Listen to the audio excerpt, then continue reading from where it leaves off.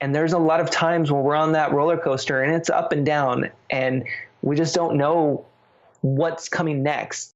This is The Entrepreneur Way with Neil Ball. Unlocking the secrets of successful entrepreneurs 7 days a week. Subscribe to our podcast and follow us on Twitter at Neil D. Ball. Napoleon Hill said the power of the mastermind is the driving force. To discover how you can unlock the potential in your business using the power of a mastermind, go to mastermindunlimited.com. And now, here is your host, Neil Ball. Hello, it's Neil Ball here. Thank you so much for joining me today on The Entrepreneur Way. The Entrepreneur Way is about the entrepreneur's journey, the vision, the mindset, the commitment, the sacrifice, failures and successes. I am so excited to bring you our special guest today, Ed Troxell. But before I introduce you to Ed, I have a quote for you by Brian Lawley. Don't focus all your time and effort on creating the templates and perfecting the documents. Answering key product questions is more critical. The Entrepreneur Way asks the questions so we all get the insight, inspiration and ideas to apply in our businesses. Ed, welcome to the show. Are you ready to share your version of the Entrepreneur Way with us? Yes, I'm ready to do this. I'm so delighted that you're ready to do this, Ed. And thank you very much for coming on the show today. Yeah, thanks for having me. I'm really excited to be here. You're welcome, Ed, and so am I. Ed Troxell helps you turn your ideas into income and guides you through the tech challenges along the way. Ed, can you provide us with some more insight into your business and personal life to allow us to get to know more about who you are and what you do? Definitely, yeah. I help people basically take their ideas and turn them into income while guiding them through tech challenges that come along the way. And so for me, business has always been a passion of mine and has been something that I have just helped people with while working for small businesses as well as large companies, and then finally now doing it for a living. And what's awesome about that is I'm also able to share my tech gift, which is basically helping people break down the technology. I've always been a techie, and thankfully I'm able to break it down for people in a way that they can actually understand, which is very helpful these days, the more tech savvy our world gets. Wow. So how did you get into the position you're in now, Ed? Where did your own entrepreneurial journey start? Yeah, I think it actually started, believe it or not, when I was born. My dad was a handyman, and he always worked for himself. He had a machine shop, and then just did handyman work on the side.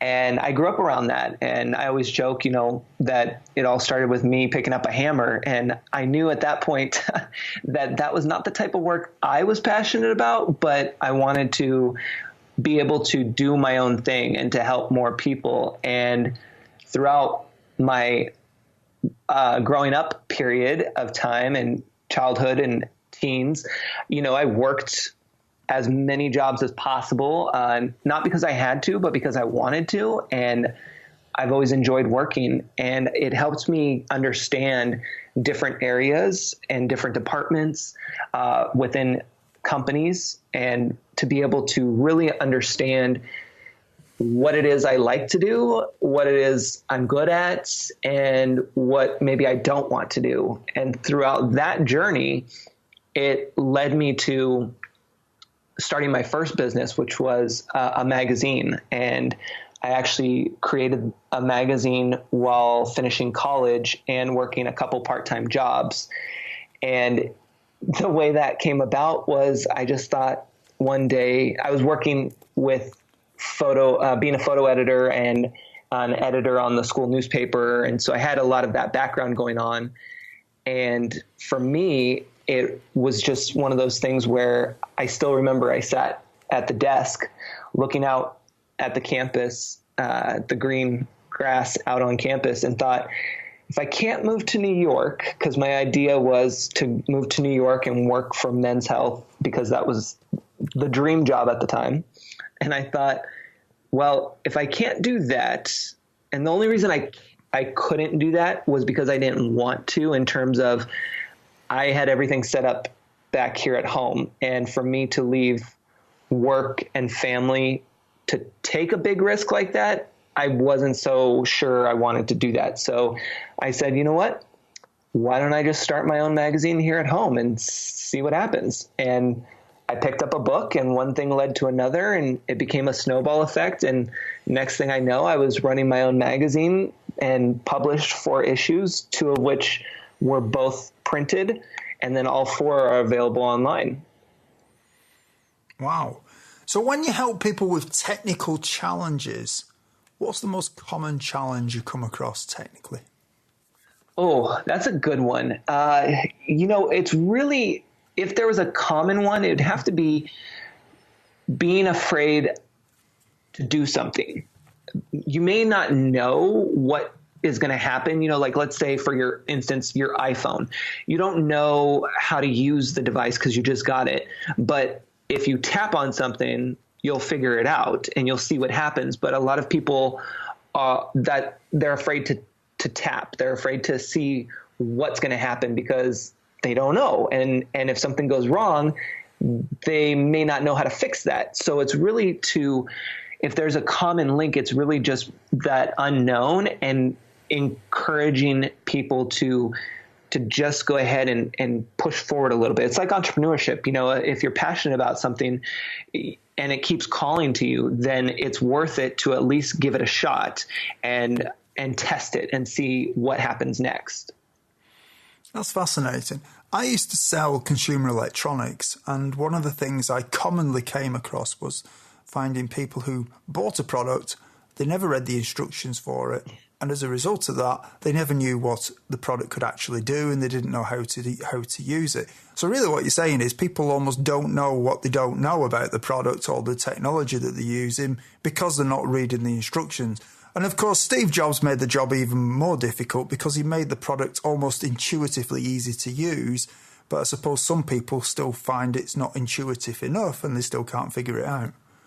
Exactly. And a big thing about technology is, especially when we look at previous generations, when computers first came around and phones first came around, it was one of those things that we weren't encouraged to play. It was, unless you're the IT guy or the IT gal or whoever that specifically knows this, don't touch it. I still remember my mom working at her 9 to 5, and she was on a computer all of her life, but she was in a single program the whole time. So for her to go Google something or to go, onto Facebook or whatever, it was like a whole new world. And it's like, wait, what? I don't know how to do that because I've been trained all my life to be on a computer in this one program. So a lot of people still have to overcome that mindset of being able to test things and just click or tap and see what happens next because they've been programmed basically to not do that in the past. I think I suffer from the opposite problem. I tend to click things and get myself into a mess from doing it, and then I have to figure out how to get back to where I was before I got myself into that mess. Yes, and that definitely can happen quite a bit. So I'm not sure which is the worst, really, but sort of not knowing that something can do something or sort of trying to figure it out, probably not reading the instructions properly either. I always try to find some hack or something that gets me there quickly, and then you sort of learn through experience. So I always try to make backups of things now before I try to experiment, just in case it goes wrong. Yes. So I can at least restore back to where I was. Yes, backups are huge. That's like the one thing, if anybody can, really figure out is to figure out how to do a backup before you do anything. Then you're golden. Mm-hmm. Absolutely. So for anybody who's listening right now, how would they know if you could help them in their business? Yeah, that's a great question. It's so funny because as an entrepreneur, we all have great ideas and we are very creative and have many talents. And so, especially in the beginning, it's hard to narrow that down. And when it comes to the things that I do, I say I'm a business strategist and a tech expert because I'm so passionate about business and helping people not only start their business, but help them grow. And by doing so, it's helping incorporate that technology aspect, because a lot of entrepreneurs can't afford to have an IT person or an IT department. And what they don't realize, though, is that they need somebody to know the tech that can help them get to the next level, because now more than ever, tech is what gets you to the next level. and you need to be able to understand, like, what are your strengths and what are your opportunities? And those opportunities are what you have to outsource. And so tech is a big one. And especially when it comes to trying to start or grow your business. And so being able to help people in that department. And I always tell people, for me, I'm more than just the tech, because I'm passionate about business and tech just comes easy to me. And so people know me for tech, but I'm so passionate about both of them. And I'm not your typical tech guy where it's just the tech part. I've studied business. I've studied advertising, marketing, sales.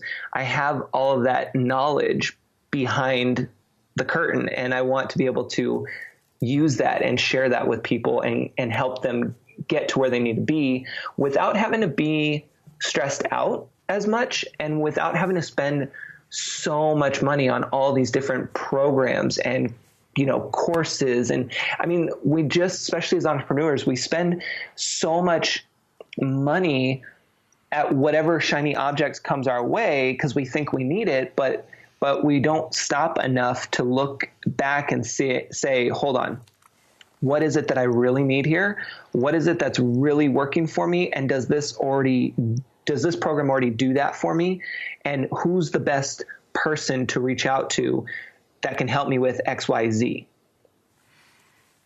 What do you enjoy most about what you do? Being able to help people. That is, like, I know that's kind of broad, but it is one of those things that, I have really enjoyed being able to be open in terms of not being stuck at a 9 to 5 and being able to have just anybody who discovers me, from my website to my Facebook live show to whatever, they come to me, and to be able to help them, whether it's a simple thing of how do I go live on Facebook to, how do I get a website set up, to whatever. It could be the simplest question to the most complex one. And, even if I didn't have an answer for something, I still am going to provide some resource or some referral. And that to me is just amazing, because I don't think there's enough of that going around for businesses to be able to easily share the knowledge and to, be able to refer others confidently and understand that, like I always say, teamwork equals success. And it's going to be boring if we're trying to make it all on our own. Like, we need to have people in our circle, and we need to help others in order to get to where we want to be. Mm-hmm. I think the thing is, for modern day business now, you have to understand technology to a certain level, because if you don't, you literally won't be able to see opportunities that are probably staring you in the face right now, because you're not able to connect the opportunity with the technology that could allow you to actually take advantage of it. Oh, it is so true. I'm over here nodding my head. Yes, it is so true. And that's part of my job too, is sharing that information with people and almost convincing them in a way that this is why you need me and why you need technology, because there are so many opportunities out there, and free opportunities, mind you, that you can take advantage of to start and grow your business. And there's just so many ways to go about it, which can be overwhelming, which is why you would need to invest in the right people and the right tools and resources to help you, guide you through that, and then be able to see that there's so much you can do out there. And we're so fortunate to be living in this time with this technology. It's amazing. Yeah, it's just, as you talk about this, I'm just thinking of a time when I had a business and I'd sold this person a television, and this television, he had problems with it, and we replaced it, and the next one he had problems with it, and he was turning into one of those customers where just everything seemed to go wrong for him. And somehow he ended up selling me a telephone system. Now, at the time, we had our phone, our sort of total telecom equipment probably cost us about £200. It wasn't a lot of money. And he sold me a £10,000 phone system, which at the time to me was a huge amount of money. Yeah. And that phone system allowed me to see all the phone calls I was missing at the time. It allowed me to see where we were losing the business. And as a result of it, we added millions of pounds worth of turnover a year onto our business. And nice. In fact, I was so impressed of the effect of it that when we grew our business a few years later, I spent about £100,000 on a phone system for the whole business, because I knew how important it was in what we were doing. So it's one of those things that at the time I was completely unaware of what was going on in my business, because I couldn't see the lost phone calls. So I didn't know that we needed more staff. I didn't know that if we got more staff, I'd need a bigger building. And if I got a bigger building, I'd need more stock and I'd need more of everything, and I'd have to grow the business. And that just gave me visibility to grow my business and really scale it in a way I don't think I would have been able to do without it. Yes, that is a perfect example. That right there is exactly what it's all about. And it's one of those things that, I've always been this type, even when I worked back at a sales job at Apple, and in my different roles, I've always been the type where I have said, don't worry about the numbers. Worry about establishing the relationships and building them over time.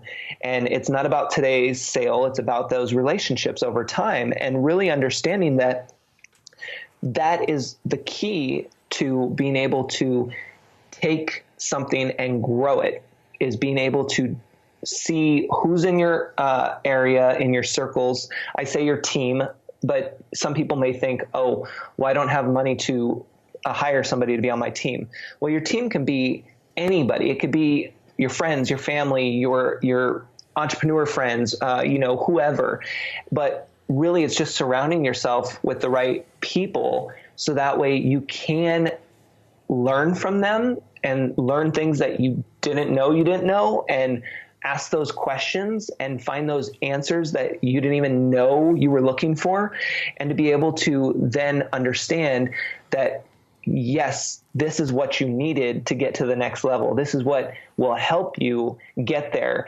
And you may or may not have to spend a ton of money to get there. It just depends on that situation and what tools and resources you have available. What drives you to do what you do?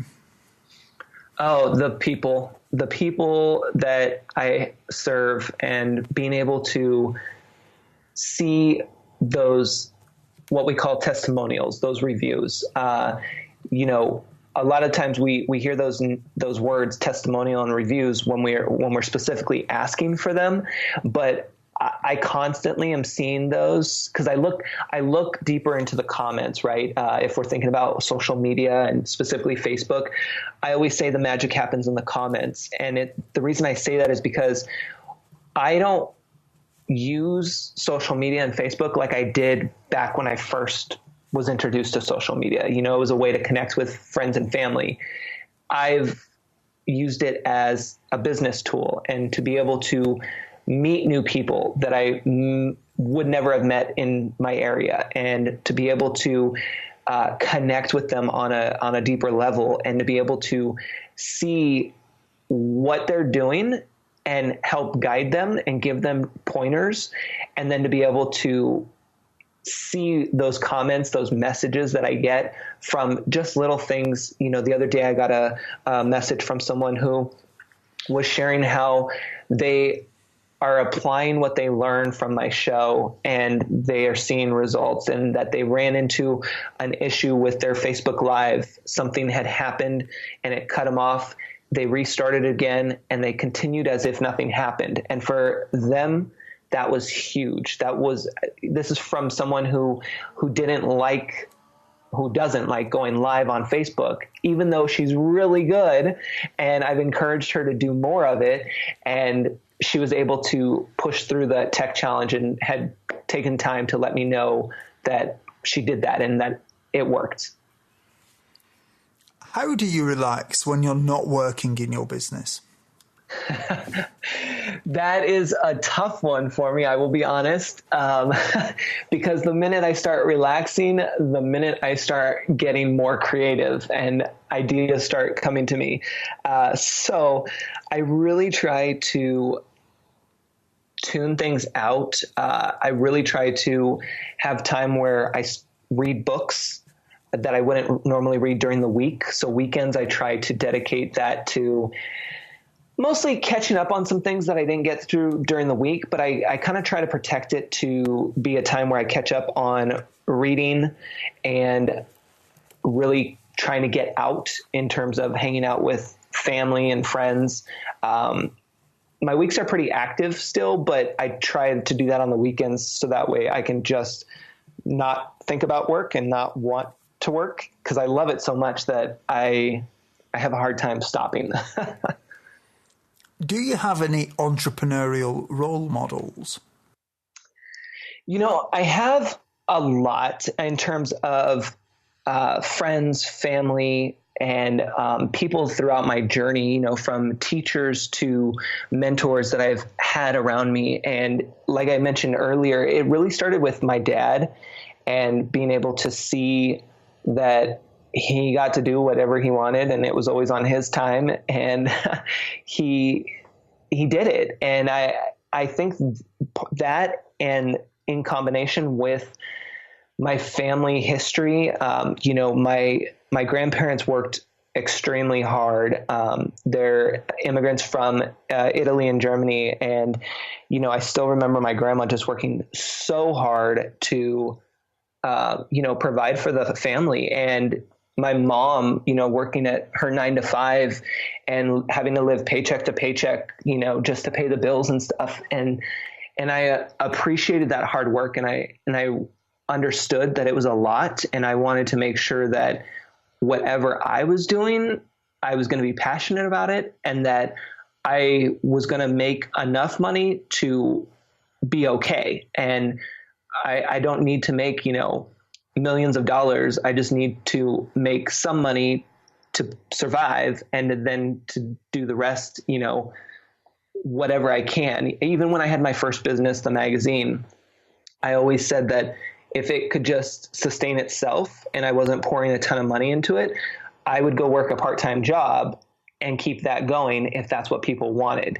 It's the same type of thing that I do with my business now. It's one of those things that I'm fortunate enough to be doing what I'm doing, and to be running a community and to be able to help people. And as long as they want that and that it's working out in terms of finances, then I'm okay with doing that. And if I ever had to, I would get a part-time job to help keep that dream going, because I feel like with entrepreneurship, there's this thing where it's all or nothing. You either quit your full-time job or even your part-time job at a 9 to 5 and you be an entrepreneur, or not. And it's one of those things that you can be an entrepreneur while working a 9 to 5, and there's nothing wrong with that. And in fact, if you can do that and it works, be proud of that and be able to enjoy that, because you have the benefits of both worlds. Ed, you've told us a little bit about your business and your personal life. Now what we're going to do is go back in time and talk about the time before you were an entrepreneur. Now, I remember you saying that you were born an entrepreneur, so you'll have to cast your mind back to when you were in the womb or something, but somehow you've got to find some answers here. What difficulties did you have to overcome when you started your business? Oh, yeah. Difficulties would have to be really finding the right resources. And when I say resources, I mean not only the books, not only the websites, now we have podcasts, but really finding the right resources, the people that can help you, that are going to be invested in you and what you have to do. I've been fortunate enough to have people in my circle around me that have been invested in what I do. They may or may not have helped financially. They may or may not have helped with resources in terms of, providing their knowledge, their opportunities in terms of working for them.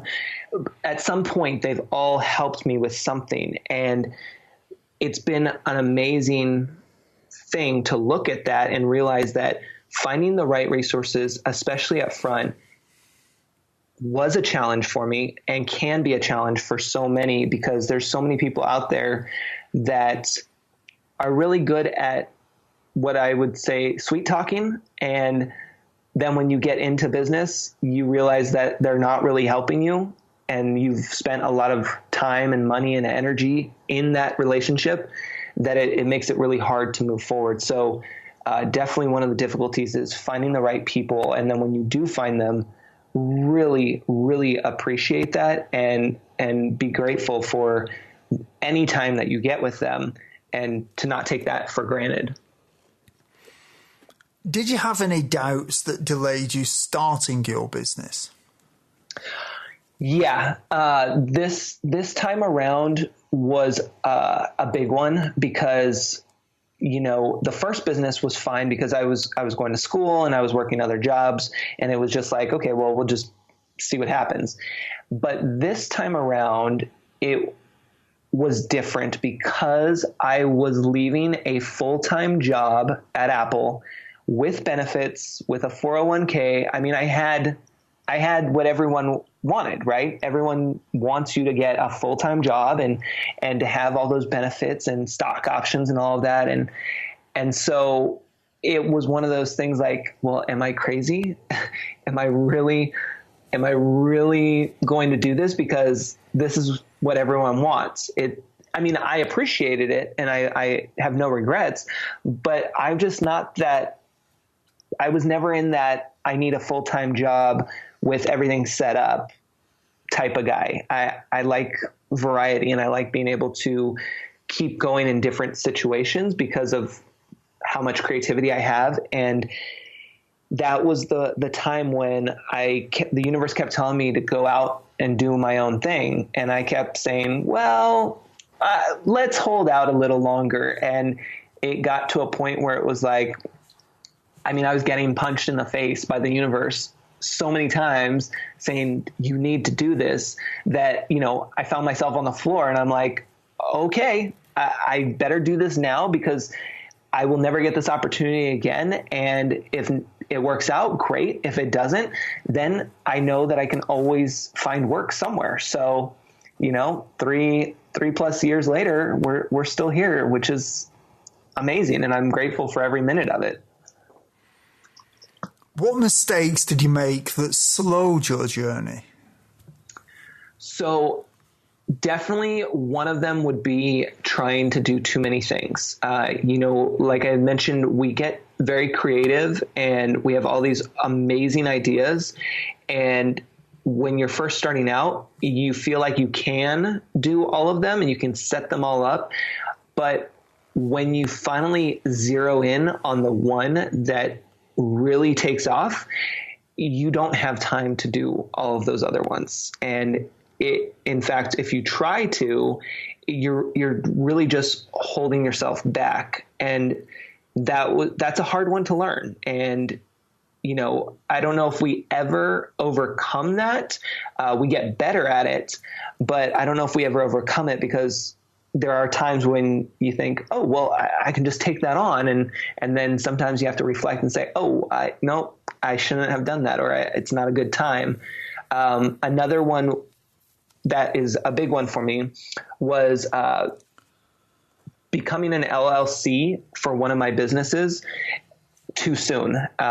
In California, it's very expensive to have an LLC, and I just wanted to get things checked off my list because that's the type of person I am. I didn't want to waste time, and I wanted to just get it off the to-do list. And I realized that it was something that I could have waited on a little bit longer. But, you live and you learn, and you understand that. I mean, for me, I have no regrets because everything works out for a reason, and it taught me what I needed to know. And then it now allows me to help others in that situation and help save them time and money. What are some of the things that you did before you started your business that would be helpful tips to some of the listeners who haven't yet taken the first step on the entrepreneur way? Yeah, researching. I can't stress that enough. I love researching and testing. Those are the two things that you really need to dive into and just see what is out there, and to understand that there's so much information out there, and there's so many routes that you can go these days that it's amazing. I mean, when I first started, I refer back to my first business a lot because it taught me everything I needed to know to be able to go out confidently. Once I accepted the universe saying you need to do this, go out confidently and say, I got this. I can do this with my next business. And when I refer back to the first one, I didn't just pick up a book. I mean, that was the start, and that's what got the ball rolling. But I researched. I went to Barnes & Noble, the local bookstore if you don't have a Barnes & Noble. And I went in and I looked at every single magazine on display. I looked at the covers. I looked inside. I checked out the formats. I read the headlines. I even bought ones that I really enjoyed. I tore things out. I created my own mock-up and put it in a binder. I mean, I did the work. I did the research. And while it feels like it's a lot of work, because it is, and sometimes it may feel like it's a waste of time because you're not, tweeting or Facebook posting or whatever, or doing a Facebook Live, you're not consistently out in public on a social media channel. There's a time and a place for that, but you need to do your research, and that's what's going to set you apart from the competition. And that's what's going to help you build a solid foundation for your business. Ed, what we're going to do now is jump forward in time and talk about the time from when you became an entrepreneur. Do you think culture is important from the beginning in a business? Oh, for sure. Yeah. And really understanding the right expectations, setting those up at the beginning for yourself and what you're going for. For me, it's always been about the people, and it's always been, how can I help you? Like, what can I do to make your job easier? And, while it's a blessing, it also can be a curse sometimes because, you end up doing a lot of work and not getting paid for it at the same time because, you just want to help people and you just want to get to them to the next stage. And so it can be challenging at times because you have to it's a business. You have to make money and you have to pay the bills. But really just understanding that you got to be about the people and being able to have good customer service. I would love to say excellent customer service, but these days, even good customer service, it stands out from the rest. But being able to really provide for people and help them understand what they need to do, what's the next thing, and not just say, oh, I can't help you. But if you can't help them, what can you do for them? What resources can you provide? Where can you point them? Give them something because that's going to make you really stand out. Knowing what you know now, Is there anything that if you'd known it when you started out that would have helped you to shortcut the learning curve? I think yes, when it comes to the really simplifying and narrowing it down to that one idea that you really want. I mean, I knew it, and I've had people tell me that, and I think we all have that happen to us, but we still want to try and we still get those feelings for it.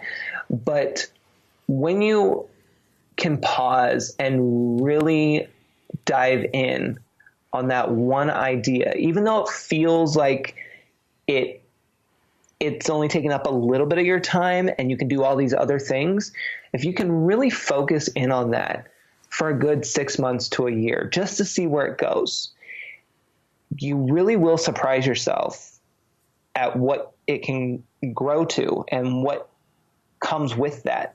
And that's where I feel like that would save some time, because at the beginning, when we're trying to do a million things, it feels like we're moving forward quickly, but in reality, we're really not. We're actually holding ourselves back because we're not allowing ourselves to really dive in and really own that skill, that idea, that next step for them. Knowing what you know now, is there anything that if you'd known it when you started out that would have helped you to shortcut the learning curve?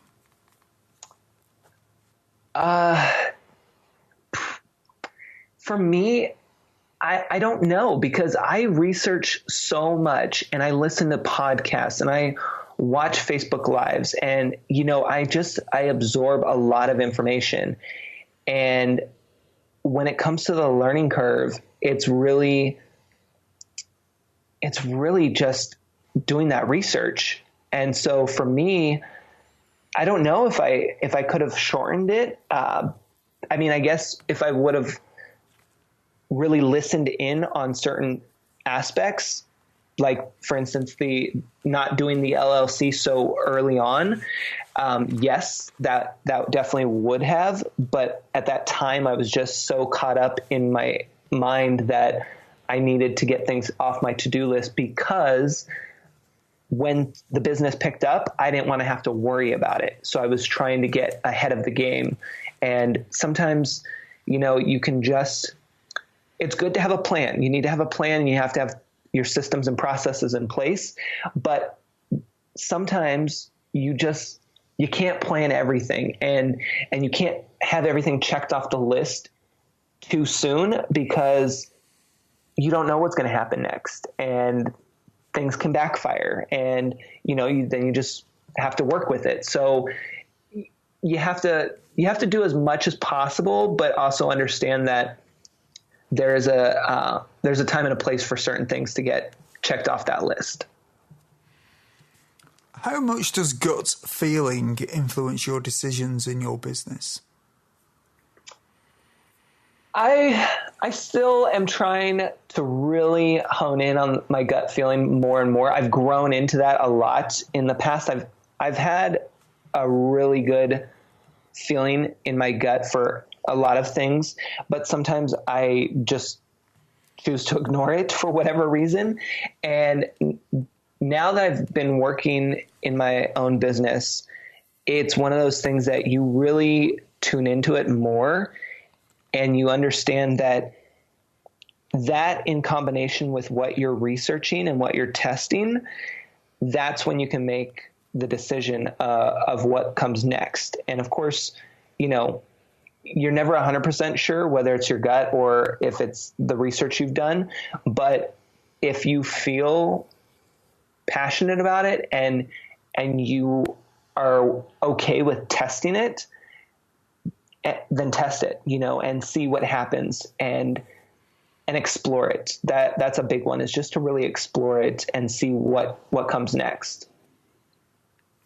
What makes you uncomfortable as an entrepreneur, Ed? I will say probably the finance part of it, meaning the sales and having to deal with those numbers, because like I said, for me, I really just want to help people. I just want to get out there and just answer the questions, point them in the right direction, and having to deal with the numbers and figuring out, pricing and sales and all. I mean, I know how to do that stuff. It's just, that's not what I'm passionate about. That's not what I want to do. So that's the kind of stuff that, at some point, I mean, I need to be aware of it, of course, and everything, but that's the one that I would say is around the sales. And what do you think are some of the secrets to success? Asking and listening being the biggest one. Really, you need to ask questions. You have to ask because you don't know what you don't know. And sometimes you don't know how to ask the question. So you just say whatever comes to your mind, and then listen. That's the big one, is listen. And, I mentioned earlier about the magic happens in the comments. And that can be social media, that can be blog posts, that can be anywhere you're reading comments. But understand that is part of listening. You're reading these comments that most likely are going to answer your questions, or they're going to help spark your ideas and get you to the next stage. So really understanding that it's a big, big deal to listen. Ask and listen. Life is made of constant change, whether we like it or not. And many people say that the only constant in life is change. Ed, how do you try to keep up with change? By constantly, I'm going to go back to the R word, researching. I really do think that because of technology, and of course that's one of my main things is helping people with tech, I have to stay up on things, and technology changes so quickly, and the platforms, like Facebook and Instagram, they all change so quickly. And so by me researching and staying up on the news, that helps not only me and my business, but it helps everyone that's around me because of the fact that they know that I can then break it down for them. They may still hear the news elsewhere, but they may not understand it until they come to me, and then I can break it down and show them, well, this is exactly what you need to know. It's kind of like when we talked about reading the manuals and people not reading manuals, and we want those quick start guides. I'm kind of like the quick start guide. It's like, okay, what do you need? Boom, here you go, done. What is your favourite book on entrepreneurialism, business, personal development, leadership, or motivation? And can you tell us why you have chosen it? So I have 3 that I could name because I don't have one specific because I read a lot of books now. I will tell you that this is coming from a guy who hated books. I loved looking at books, like the covers. I would love buying them.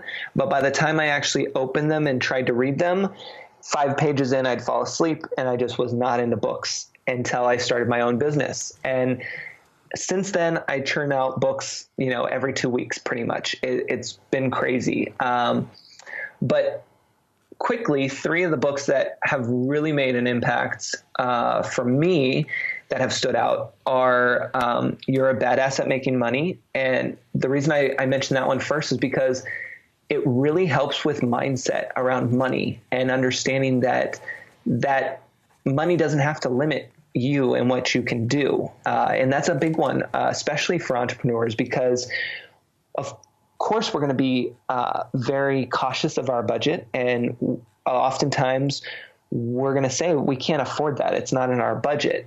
I've had people say, I can't afford to have a website.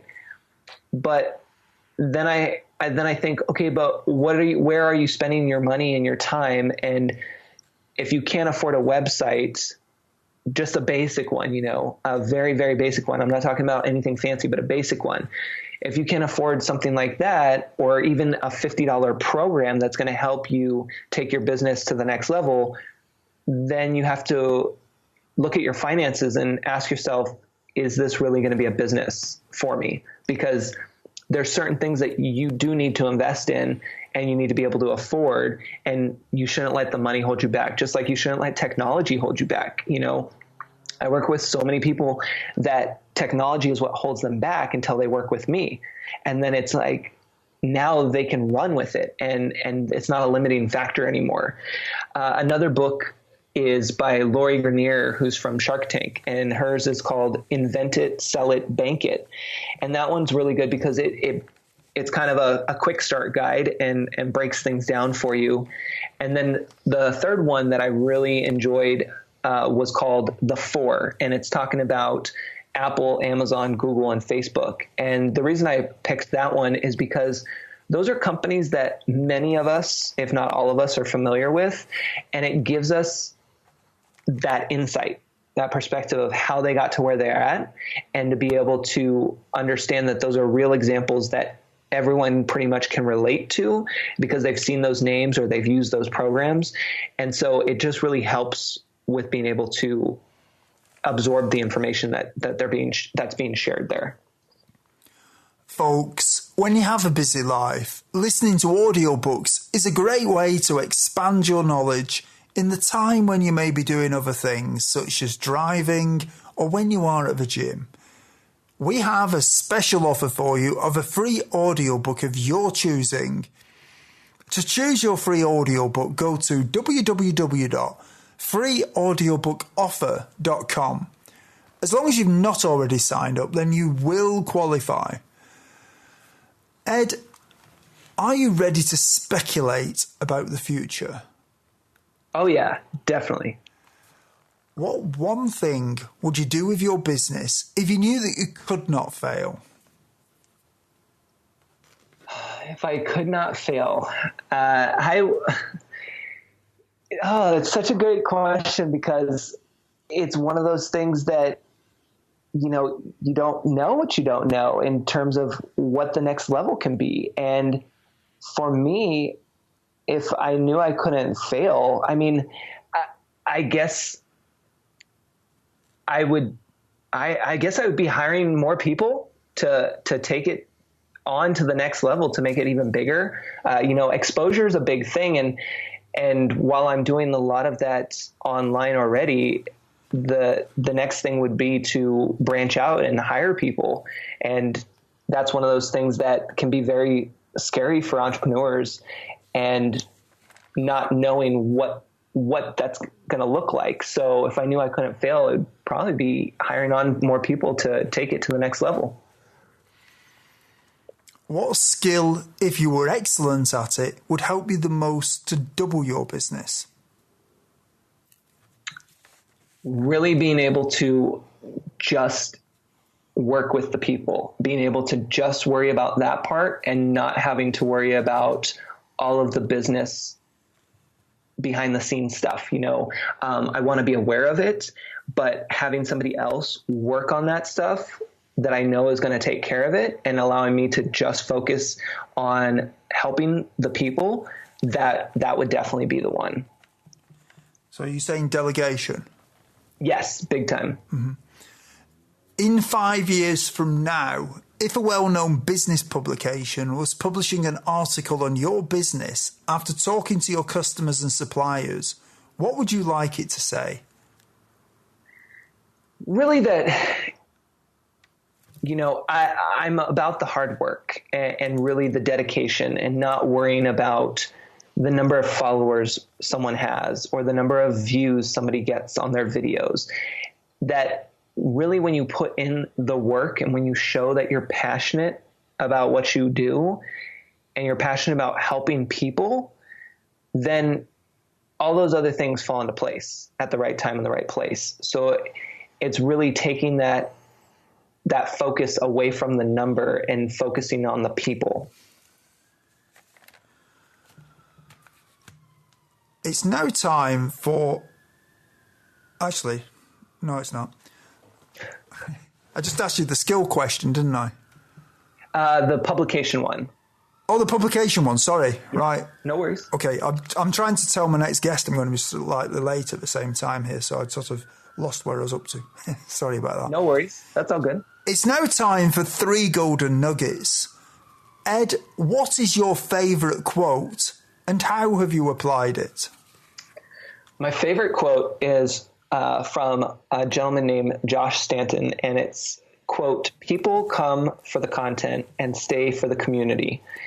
And that one pretty much sums up exactly what I'm about. Is here's the content, here's what attracts you, but you're going to stay for the community, not just for me, but the community that I bring. You know, I have an amazing Facebook page community where people engage with my Facebook live show each day, and they show up and they really just engage. They come for the content, but they engage and they stay for the community. And then I have a membership community that I run that it's the same thing. People are coming for the content, but they're staying for that community, for like-minded people, for people that get them and understand what they're going through, whether they're just starting their business or they've had it up and running for a little while. And so community is a huge one for me. Do you have any favourite online resources you can share with us that would be useful for other entrepreneurs? Really it's the typical ones. Like we always say Google and Facebook and YouTube, but I choose Facebook for the most part. And here's, again, the mind shifting your mindset though, is that it's not just about posting your content. It's about joining groups and looking at the posts and the comments in a different way. And that you're going in with basically a research mindset, that you're going to ask and you're going to listen, but you're also going to pay attention to what other people are asking for, because that's how it works with the community, building your community and building up your resources and discovering things that you maybe didn't even think of asking or didn't even have on your radar right at this moment, but it is for later, you know? So really being able to utilize spaces like Facebook where you can go in and really do that research and connect with people, because, you know, Google's great, but you kind of have to already know what you want to ask. YouTube's great, but it's the same type of thing, you know?